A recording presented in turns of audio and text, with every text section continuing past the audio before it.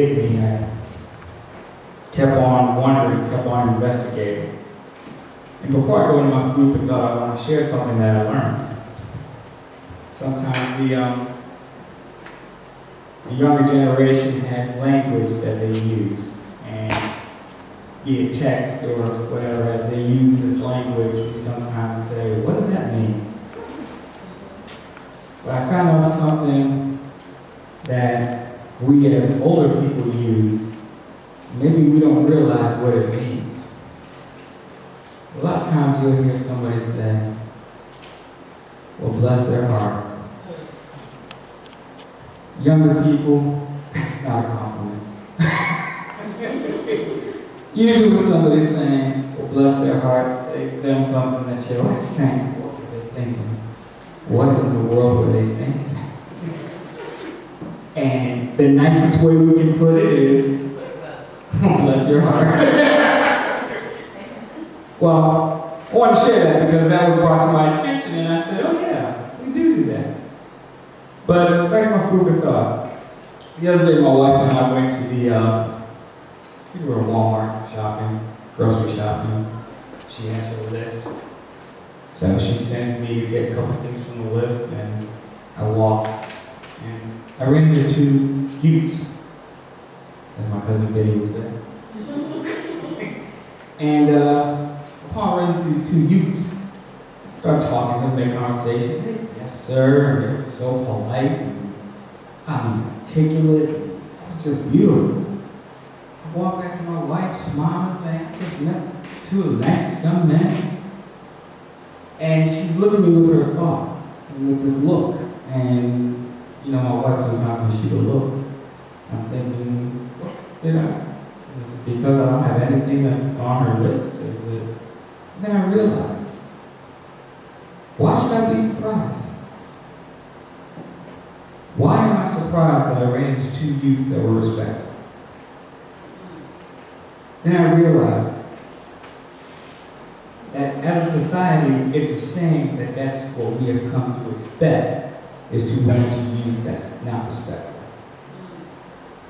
So my question more importantly is, do we challenge our youth?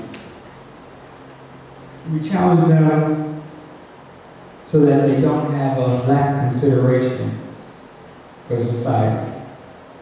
And I think it's partially our fault. Because as the generation mutated, the pants started sagging lower, the skirts started getting higher, and we were watching this going on, and sometimes we would say, oh, I remember when I was going through my youth. But do we remember the consequences that we suffered as we tried to make those changes in our youth? But those consequences that we suffered taught us how to respect elders, others, but more importantly, taught us how to respect ourselves. But I say it's partially our fault.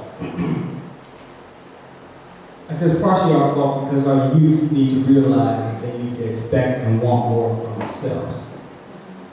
And they need to have that job. I believe going forward, our youth is our future. And we need our youth to understand that what happens tomorrow weighs heavily on what they do today. Ephesians 6, 1-3, children, obey your parents in the Lord, for this is right. Honor thy father and thy mother, which is the first commandment we promise, that it may be well with thee, and thou mayst live as long on the earth. Learn the lesson of how to prosper. One night, my wife and I were watching this show called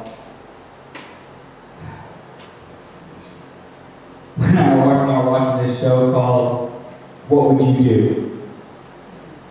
If you're not familiar with the show, they'll set up certain scenarios in public, and then they see how society will respond. Will some people walk past, do nothing?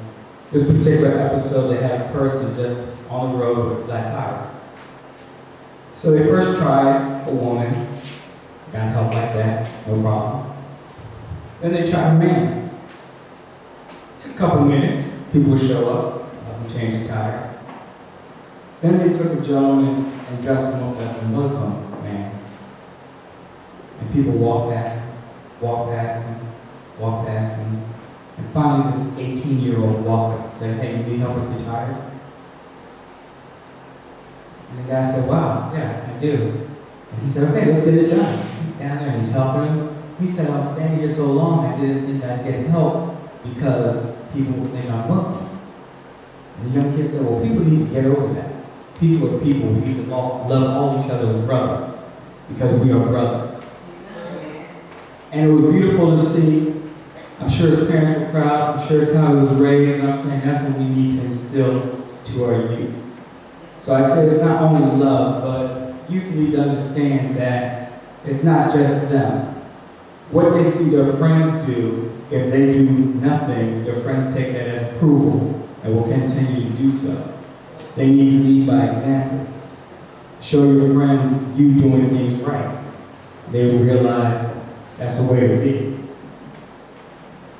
I think we should all look at our youth and realize how awesome they are, how wonderful they are. And youth, believe me, we'd love to stop saying, "Bless your heart." Thank you.